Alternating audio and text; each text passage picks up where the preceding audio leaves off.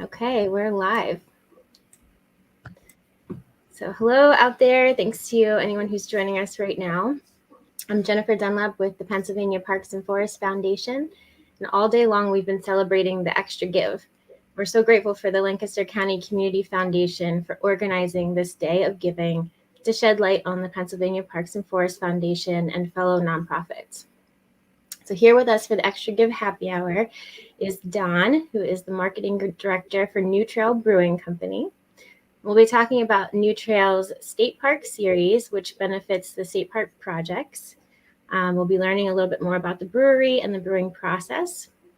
And Don will be sharing with us his recommendations for beer and food pairings, including some tips on what we should be bringing to our Thanksgiving dinner parties. So feel free to submit your questions and comments in the chat. We'll get to those. And so while we are chatting this hour, any donations received through extragive.org will enter you for a prize drawing. We have a Grill It or Skillet cookbook and some New Trail swag to share with you as a prize. Yeah, I think I can share a photo of those.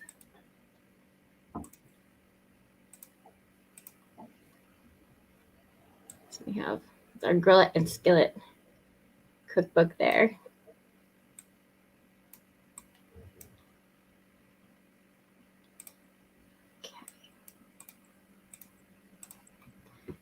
We also have some really great news to share.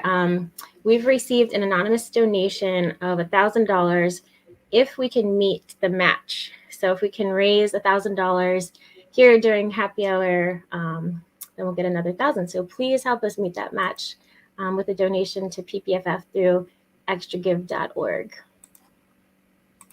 Okay. So hi, Don. Thank you so much for being here with us tonight. Thanks for having me on. Yeah. I think everyone's, curious to hear about New Trail and how you all got started, and just the whole purpose behind your mission, why you're so dedicated to parks and forests and just the environment in general. Yeah, so New Trail is up here in Williamsport, Pennsylvania. We are soon to be a 60,000 barrel brewery, which means that if we fill our capacity all of 2022, we'll be able to fill 120,000 kegs for the year. That's if we work 24/7, 365. And you're going to do that, right? Well, I got to give them a little bit of time off, but we're probably going to get really close. That would make us one of the 100 largest breweries in the U.S. next year. Wow, and congratulations. Here in Pennsylvania. Wow, that's amazing. So that means Pennsylvanians love their craft beer. Pennsylvania has a really, really rich history of craft beer. We had Victory and Trogs and Weyerbacher and all kinds of really early innovators for craft beer. Right. So where we are in Williamsport, we're nestled right in the confluence of the West Branch of the Susquehanna River and Loyalsock Creek. And water is extremely important to us. It's the lifeblood of beer. It's the very first ingredient we throw in. And it influences a lot of what we do in our branding and our stewardship and things like that. So we were founded in 2018 because we found that Williamsport and Lycoming County didn't have really enough access to a great variety of craft beer that we were looking for. Nothing like the Philadelphia area, for example. So we set out to make the beer that we wanted to drink and that our neighbors wanted to drink as well. Yes. We also realized that up here in north central Pennsylvania, we have a lot of really beautiful land and forest and outdoor recreation to share with the rest of the state. So that's exactly what we went after with our can labels and everything we do when we talk about the different beers. And our tasting room could be enough reason for some people to explore a new region, to get outside of their comfort zones, go travel, take a trip, see the beautiful scenery on the way up. And hopefully the drive, convinces people to get back out into nature, come back for other recreational activities up in this area. A little bit about the tasting room. The tasting room here in Williamsport is really relaxed and flexible, and we did that on purpose. Didn't do too much inside the building that we're in. We just built a bar and added some seating. We serve our beers, wine made in Pennsylvania, cocktails made with Pennsylvania spirits, and that's it. We do have a food truck on site every day that we're open, but that's independently operated. It's not New Trail's food. which allows us to really just focus on the beer. And we can have well-behaved pets inside and outside because we don't prepare any food. So if you got any pups you want to bring up, we had a pig in 2 weeks Oh, ago. wow. Pig came walking in on a leash and was the most well-behaved pet we've ever had. Wow. Did you get some pictures of that? I feel like that would be a good, some good Instagram content. Yeah, I think we threw them up on the story. Nice. Hopefully she'll be back so we can put her back up. Family friendly as well. We have like coloring books, and we have craft sodas that are made by Otto's Brewery out in State College. Okay. It's really just a nice place to come, hang out, have a few pints or flights, samples of beer. We have a new beer garden that people can rent out for private parties, but when it's not being rented, it's just a really nice, cozy little space to drink beer.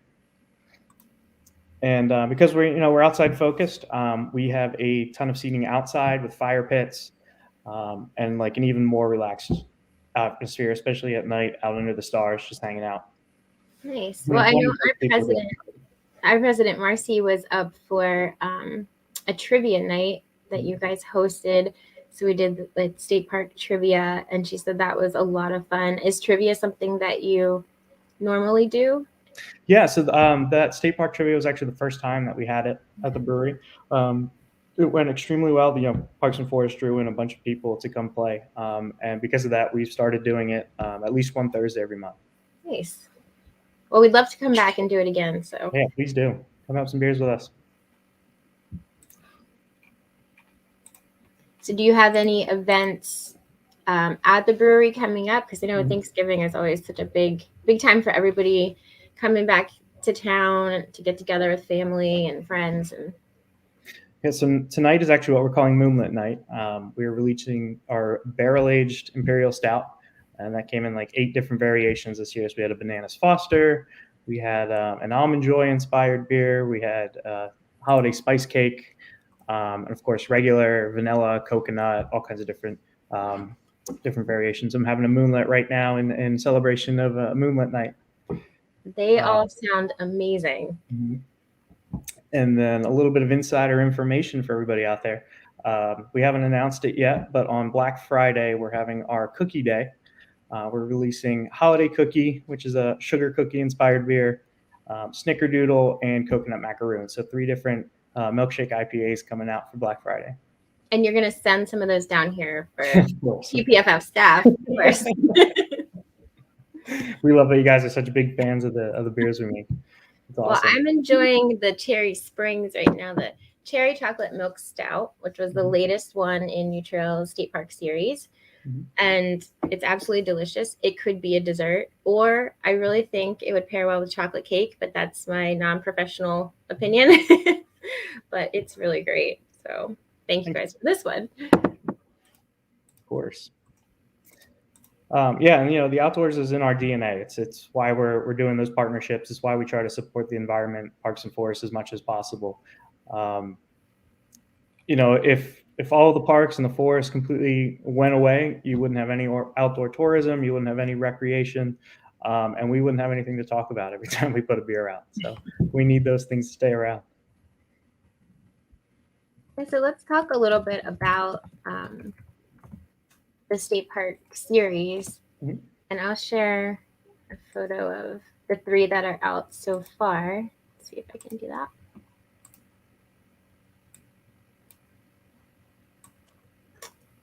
So these are the 3 that you've released so far: the KSP for Keystone State Park, WESP for World's End, and the latest, the Cherry Chocolate Milk Stout for Cherry Springs. Yep. Can you walk us through kind of the flavors of each, and maybe get into the brewing process? Yeah, of course. Yeah, so this series again is really just a passion project for us because of everything we talked about. We wanted to be a part of increasing Pennsylvania's nature tourism, land and water protection and management, and education. And of course, that is exactly where Pennsylvania Parks and Forests comes in.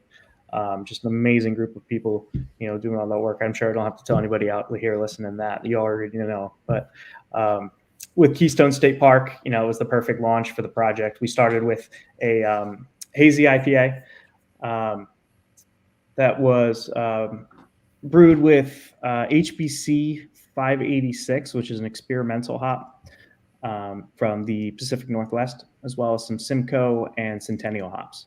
So that one's going to give you like a lot of really brilliant tropical bright characteristics, and it's going to be balanced with a little bit of a little bit of pine in the background. So just a little bit of bitterness to balance out the sweetness and all the fruity tropical notes on that one. And then we moved to World's End State Park. So World's End is actually the first double IPA that New Trail ever brewed. It was called World's End. And it came back every once in a while. And then when we decided to launch this project, we knew that we would fold World's End into this. And then it evolved into WESP. So that beer is true to the original recipe. Like I said, the very first double IPA we ever brewed. We hop it with Vic's Secret, which is a New Zealand hop, some Azaka, and Galaxy, which is another illustrious New Zealand hop. So that's going to give you some white grape, white wine characteristics, some minerality, and again, a ton of tropical notes. And that one was a double IPA, so that one clocks in at 8.8%. So enjoy that one in the comfort of your home, or Yep. After you set up your tent and you don't have any more work to do, crack into one of those. Then the third one that came out was very recent. That was Cherry Springs State Park. Because of what Cherry Springs is, it was named after some cherry trees that were originally found in that area. And Cherry Springs is one of the 7 greatest places on the planet to stargaze. It's got the dark skies above. They say it's the same skies that you could see about 200 years ago. So we said, well, of course, we're going to brew a really dark beer for this. And we're going to throw in some cherries, and chocolate makes perfect sense with that too. So we kind of made this really dessert-inspired beer that came out just when the weather was turning cold. It was really the perfect choice for the park. Yeah, and Cherry Springs State Park is located not too far north from where you are. So it's a perfect opportunity to go up, camp at Cherry Springs, observe the gorgeous sky, and then on your way down through Williamsport, check out the brewery. Mm-hmm. Yeah, if you're going south from there, you pretty much have to go through Williamsport. So come and see us. So can you let folks know how long these are available when they're released and maybe where they can find them? Mm-hmm. Yeah, so these fit into our rotating series of beers, which means they sell very, very quickly. Keystone State Park actually sold out from our tasting room in like 4 hours the first day that it was available. So a lot of demand for these, and rightfully so, because they're supporting our parks. But you can find them all over the state. We have distribution in every county of Pennsylvania. We sell a ton to Wegmans, Giant, and Wise chain grocery stores, so you can always find them there, as well as any large distributor that sells a good selection of craft beer. They're definitely going to have New Trail in there too. So just about every single one of our distributors does get their hands on these. And I do want to share that each of these individual beers and how they're individually named for the various state parks, proceeds from that specific beer is going into a fund for that specific state park and that friends group who is doing park projects. So it is directly benefiting the projects at that park. Mm-hmm. And then I actually have the next state park beer sitting in front of me. So I'll give everybody on here a sneak peek of which that is. The next beer we're doing in that series is Cook Forest State Park. So I've got the label here right in front of us. This will be coming out closer to December. So it's got a nice Christmassy inspired scene of the Forest Cathedral at Cook Forest. Very nice. The big thing that's going on there, and the reason we want to support the friends group of Cook Forest State Park, they have the woolly Adelgid, which is a little insect that is preying on the eastern hemlock trees, which is Pennsylvania's state tree. So it's very important for us to be Pennsylvania focused, and of course to protect the state symbol. So there is a fantastic video up on Parks and Forests website called Cathedral. It talks about the problem that's going on there, what they're doing to combat it. There's a lot of good news because they have a lot of really great tools to take care of it, but they need a lot of financial support. So that's where we're trying to step in just a little bit and help out with that, and help those friends groups really get ahead. Thank you. Thanks for sharing that. And yeah, as you know, we appreciate the support, and that the proceeds from that specific beer they're going to go straight to that effort for the Woolly Adelgid. Mm-hmm. I do want to share that if you have a Pennsylvania Parks and Forests passport book, which is a little book that tells you information about all 121 state parks and the 20 forests, you can get stamped along the way. If you have one already, then you might know that New Trail is also doing stickers. Here's kind of like a bigger version, but you can put a sticker in your book alongside your stamp. So once you visit that park, you can get it stamped, and then you enjoy the State Park Series beer and get a sticker for it. So if you've had some of the State Park Series beers and you're waiting for your sticker, please let us know. We would be happy to mail you your sticker. And if you're looking for a passport book, we have them for sale on paparksandforests.org on our online store. And they make a great holiday gift too. It's actually on my my holiday giving list. People are going to be getting mixed 6-packs of State Park Series. So if any of my family's out there watching, that's what you're getting this year. Supporting cool stuff all the way around. So I was wondering if you could share, I know there's probably a lot of detail involved in how you go about making a beer, but maybe kind of, the steps that are taken, the length of the process, like what all goes into it, and maybe pick one of our state park beers as an example. Yeah, I'll try to keep it pretty simple and generic and just do an overview. If anybody has any questions about the brewing process, you can definitely drop them in there, and I'll answer them live as they come in.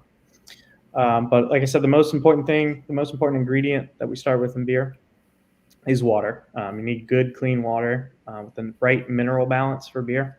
So those minerals are going to have a really drastic effects on the end flavor. Distilled water actually makes really bad beer. You need some chlorides and calcium and those types of things to get you the flavor, the full flavor that you're actually looking for at the end of the process. The second ingredient that goes in is grain, a lot of grain. So you can use any combination of cereal grains to create all kinds of different flavors. And then those get roasted to various degrees in a kiln and dried, and then they get shipped to us. So if you use a lot of really lightly roasted malts, you're going to get a pale beer at the end. And if you roast those malts until they're black, you're going to make stout or porter or black beers. So sometimes people think that color indicates alcohol percentage, but there's no correlation other than how those grains are traditionally used. Traditionally, Russian imperial stouts are like 12%. So a lot of those beers are going to be really high alcohol, but a Guinness is about 4% alcohol, and that's just the exact same color. So with our IPAs, they're very light in color. We start with a lot of pale Pilsner malt from Germany. And we throw in some wheats and some oats, and every once in a while some rye.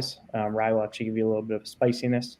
That's the traditional character of like a rye whiskey. It does the same thing in beer. Oats tend to be smooth. They can be chewy. They can give you a lot of mouthfeel at the end of the process. And wheats are kind of really, really soft and pillowy. And the most common grain that you use is barley. So Pilsner is a barley. Caramel malts, all kinds of different malts are actually just barley at the end of the day. So the first thing you do is you boil the water that you're starting with the right mineral content. And then you crack open those grains in a mill and dump them in the boiling water, and you basically make oatmeal. So that oatmeal mixture, the water will actually pull all the sugar and a ton of different other compounds, minerals, vitamins out of the grains. And then you're creating a sugar water that you separate from the grain solids that are left behind. So that sugar water is called wort, and then the solids are called spent grains. So the spent grains from New Trail are actually collected and picked up by a collective of farmers who use it to feed their livestock. So Oh, wow. can't just throw it away. We want to send it somewhere where it's actually going to be used. And then the wort, because it's sugar water, of course, it's really sweet. So at that point, you have to add hops to add bitterness to balance the sweetness. So hops are just flowers off of a vine, and those flowers go into the boil for about 90 minutes. And that's where all of the bitterness in the beer is going to be imparted. So if you're drinking like a West Coast IPA that has a lot of bitterness, they're throwing a ton of different hops into the boil for a longer amount of time. But if you're drinking something like a Belgian white ale, it's not going to have a lot of bitterness to it. So there's not a ton of hops that go into the boil, but there's still some. So after we create this sugar water that we've bittered with hop flowers, we cool it down through a chiller, and then it goes over to our fermentation tanks, and that's where we add yeast. So the yeast will turn the sugar in the liquid into alcohol and CO2 naturally through the respiration of yeast. And here we can add more hops for aroma. So this is the dry hopping process where you're going to get all the tropical characters out of either KSP or WSB. That's where we add the Galaxy, the more expensive hops that give you the light flavors that we're actually looking for. They don't add bitterness at this point. That was just from the boil. At this point, it's just the flavor, the aromatics. And then different varieties can create different tasting notes. There's hundreds of different varieties out there grown in all kinds of different climates and regions around the world. There's noble German hops, which give you like really floral characters. There's English hops, which are a little more earthy. There's the Pacific Northwest hops that we use, where Americans like everything really big and bold. So there's a lot of like lemon character and in-your-face florals and things like that. And the New Zealand hops taste like pineapple and kiwi and papaya and all kinds of crazy tropical things. It's really, really interesting when you get into regions. A lot of the beers that we're doing are IPAs. They're really, really popular. 3 of these State Park beers are IPAs.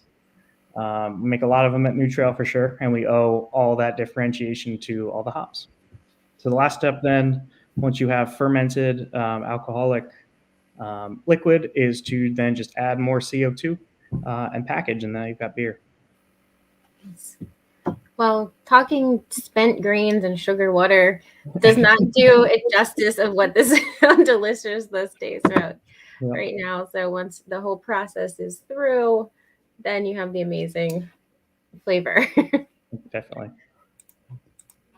And it's fun to taste all those different components all the way along the way and really find out how all those raw ingredients really impact the final flavor of the beer, and then to taste it through its process before it's carbonated or before it's hopped or before it's rested in our bright tanks. It's really fun. There's a lot of quality assurance that I have to do at those points just to make sure everything is going smoothly. Well, it seems like there would be a lot of experimentation to get to the right, flavor that you're looking for. Like when you're thinking about doing the next in line for the State Park series or just the next beer in general, is it just a matter of chance? Like how quickly you arrive at like, oh, that's what we want?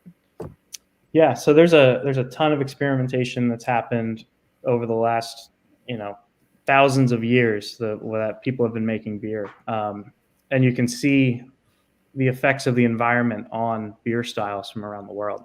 Again, if you take California, West Coast IPA for an example, the makeup of their water out there really brings out the bitterness from the hops.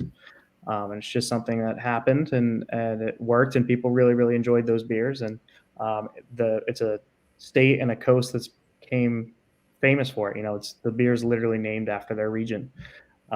If you look at beer from the Northeast, a lot of limestone rivers like the Susquehanna River, that calcium and all those different compounds are making really full-bodied hazy beer, really, really good.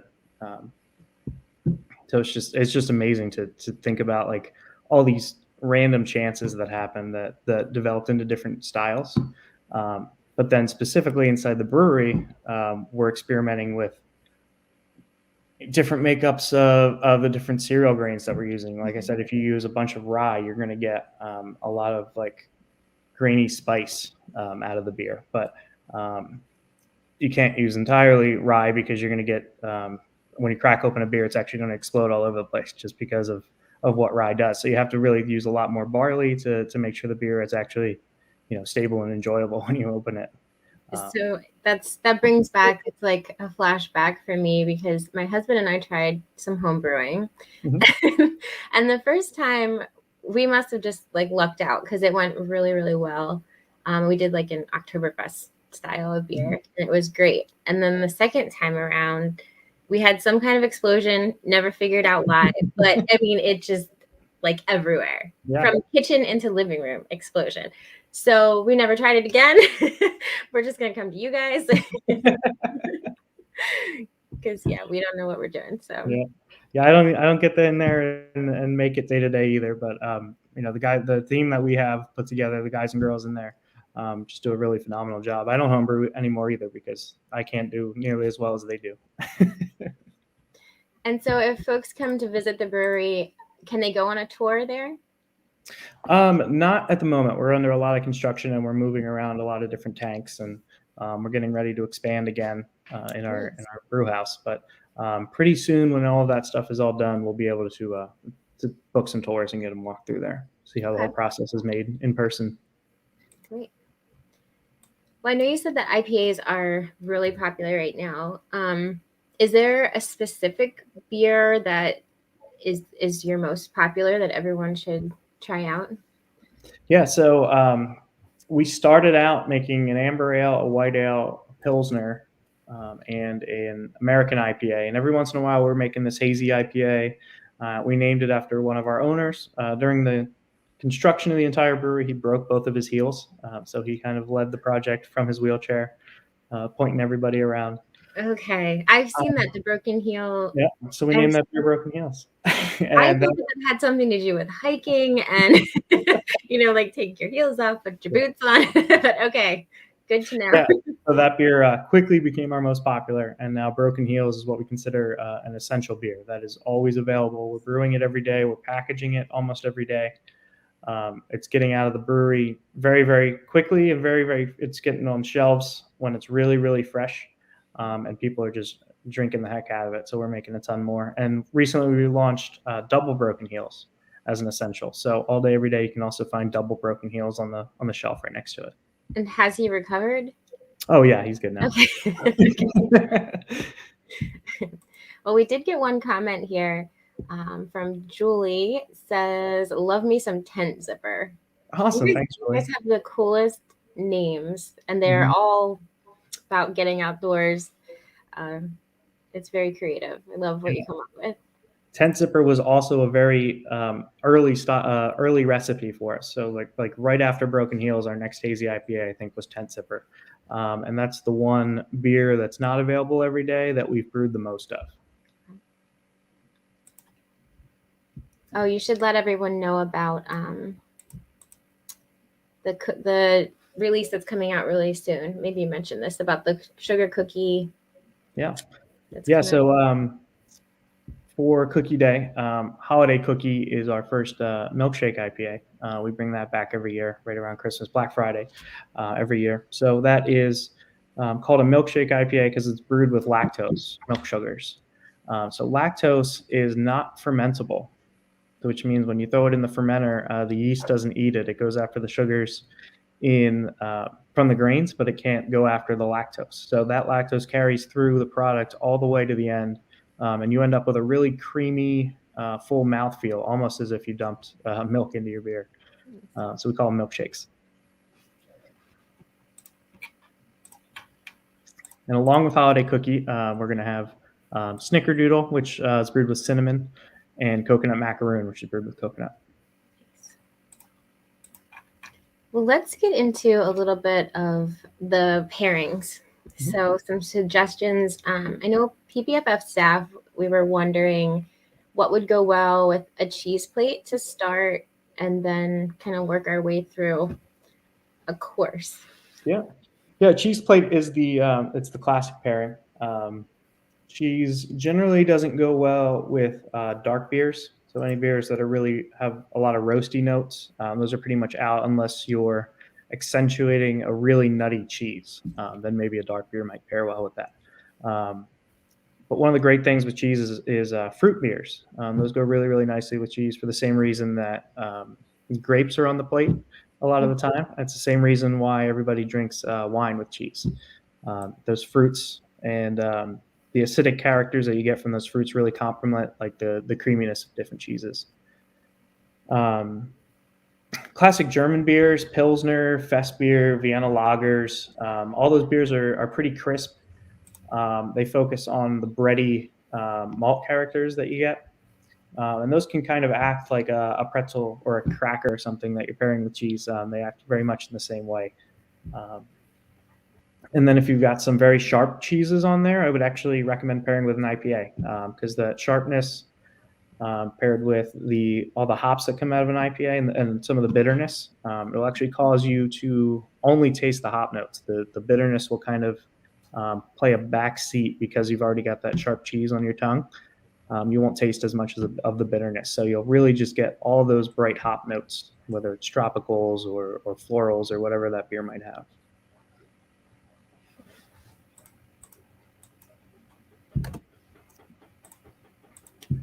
So I know my husband wants me to ask this one, and he's an IPA guy, so he would say an IPA goes with everything.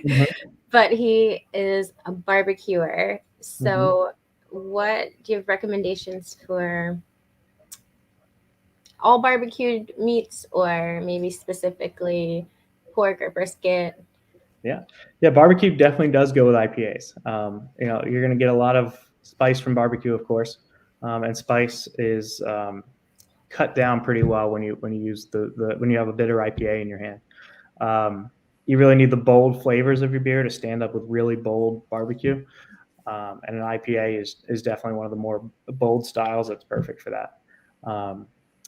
Those piney notes can be accentuated from the beer, where the tropical notes can be more like if you had like a mango salsa.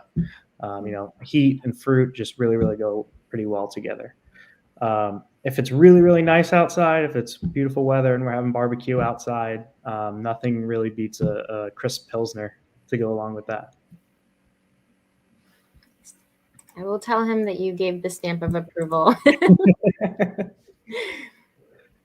Tacos, of course, go really well with Mexican lagers, other German Pilsners, Fest beers, and of course IPAs. If you got really spicy tacos, again, IPAs are the way to go. What about our dessert food? So something chocolatey, what would go good with some chocolate? Your dessert's likely going to be really rich and decadent, so you would probably want to go with a rich and decadent beer. Stouts are always a really good play there for dessert. They tend to lead with a lot of chocolate or coffee notes, which is great with chocolate cake. If you're really into chocolate, you want to pair those two things together to double down. Or if you have like a cheesecake, that's really great with a big style like Moonlit. It's like cheesecake and a coffee going together. Or you can add on some layers of flavor with like Cherry Springs State Park. It's got cherry, it's got chocolate, and it goes perfectly on top of a cheesecake. A lot of people put cherries on there. Do the Van thing here. This is you should have cheesecake too. I'm more of a chocolate cake but I'm chocolate everything. So yeah, when the first time I tried this, I was like, oh, that'd go great with some chocolate cake. I think Marcy actually made bread out of it. So there's so many different things you can do. Mm-hmm. So what about for Thanksgiving dinner? So that's a wide variety of things. People got their turkey, sweet potatoes, just kind of, and mashed potatoes, all kinds of things going on. So what would be some good beers to bring with to Thanksgiving dinner? Yeah, so Thanksgiving dinner, overall that's a heavy meal, right? So you might want a light beer so that you're not so weighed down by the end. Maybe something like like a lager or a very light ale. I actually recommend, with turkey and stuffing, I'd recommend our Trail Ale, which is an amber ale. It's pretty light. It's only about 5% alcohol. It's got some bready notes, some caramel notes. It's also brewed with honey. So that honey paired with that, that breast meat of turkey is going to be a really nice sweet touch. It's ideal for all roasted birds, and of course goes very well with stuffing. It's another bread product, and so is beer, essentially a bread product. When you get to your pumpkin pie, of course, you probably really like pumpkin spice if you're eating pumpkin pie. So why not have a pumpkin spice beer to go right along with it? Ours is called Zombies Are People Too. Came out for Halloween. Who comes up with these names? Is that you, Don? Partially. That one was me, Zombies. But we really have this down right now because I have to try that. We have this huge whiteboard back in the office, and everybody's always popping in and writing their ideas on there for new beers. So if you have any, send them over. Yeah, we should do like a naming contest or something. Yeah, absolutely. That'd be cool. I like to drink coffee with my dessert. So if I'm having pumpkin pie, I'm probably going to have a coffee with me. But a coffee stout or just a regular stout can replace that for you pretty sure. No problem.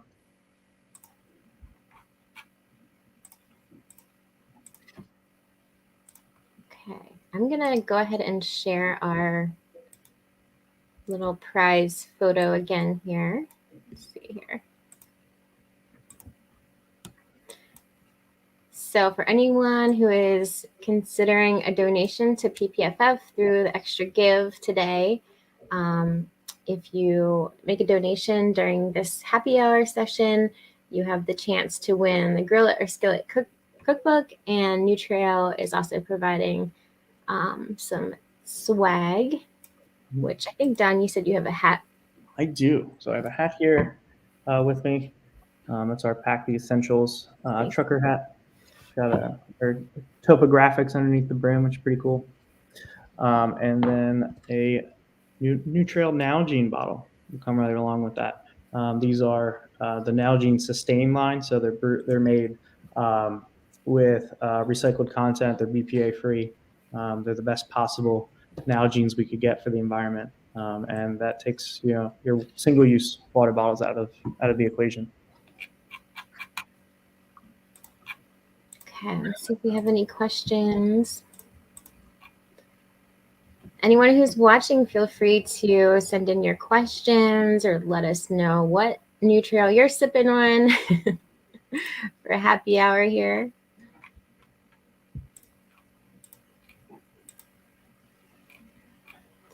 Oh, I did want to ask you, so, everyone has kind of their favorite kind of beer, but what would you recommend that is that pleases the most people? Mm-hmm. Something for everyone that, you're going to have your nieces or nephews coming into town from college for Thanksgiving. You're going to have some silly family members that you want to please. Yeah. So a lot of people hate bitterness, honestly. IPAs are not for everybody. That's why hazy IPAs really are so popular, is because they don't have hardly any bitterness to them. We took that out of the equation.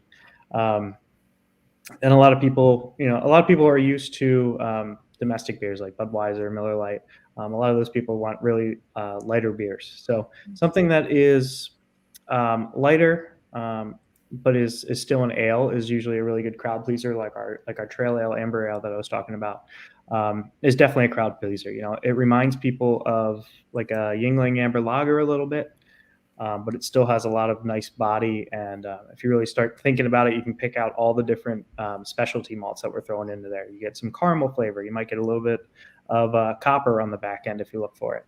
A little bit of roast, a little bit of that honey sweetness, because we do use honey in that beer. That one has a lot of really approachable flavors that can really please a lot of different palates.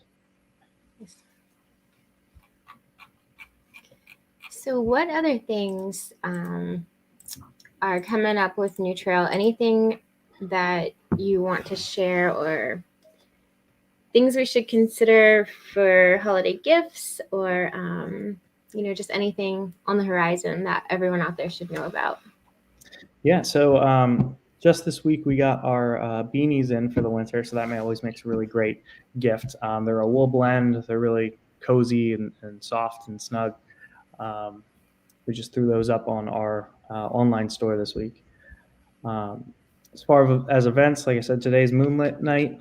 So we have our barrel-aged stouts coming out. We're going to have Cookie Day next week on Black Friday. After that, the very next weekend, we're going to have a holiday market. So actually, if you're in the area and if you're looking for some gifts, we are inviting in a ton of really, really talented local artisans, from soap makers, candle makers, bakers, all kinds of different things, jewelry, just to show off all the artistic talent that we really have in Williamsport, Nice. and to bring them all together in one place so everybody can kind of come in and shop for those gifts.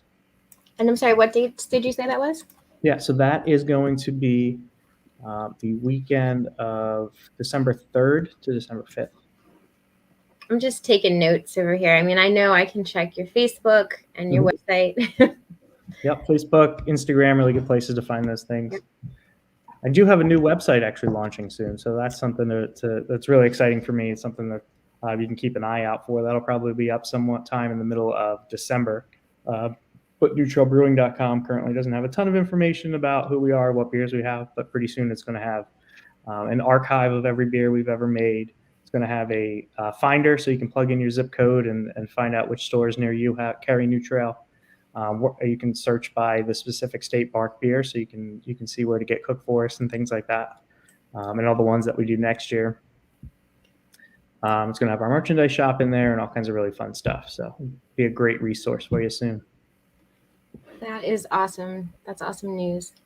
So I'm hearing that we do have our winner now from Pam with our PPFF staff drew a name.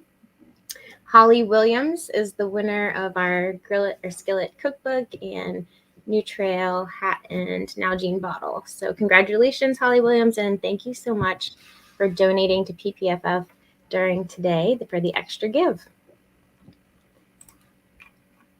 So I just, in closing, I want to say thank you so much to New Trail Brewing. You've been an amazing supporter of ours, of Pennsylvania's Parks and Forests, and what a fun way to support Parks and Forests. It couldn't get any better. So we're really happy to have your partnership. And thank you so much for joining me this evening for happy hour. I will be enjoying the rest of my Cherry Springs chocolate stout here and picking up some more New Trail State Park Series and other beers for my holiday gifts. So yeah, and thank you. It's an honor for New Trail to be able to give back in whatever way we can to Parks and Forests. And I know the foundation definitely isn't there, for the thanks and the pats on the back, but they just do an absolutely amazing job taking care of the land and the forests that belong to all Pennsylvanians. Right. I want to give a shout out to our 48 chapters, all volunteer 48 chapters throughout the state that are, they're the ones doing the stewardship work at our parks and forests. So for this extra give, thanks to them. And thanks. Thank you guys. And you guys. So have a great night, Don, and we'll look out for that Cook Forest beer next. Awesome. Good night. Cheers, everybody. Cheers.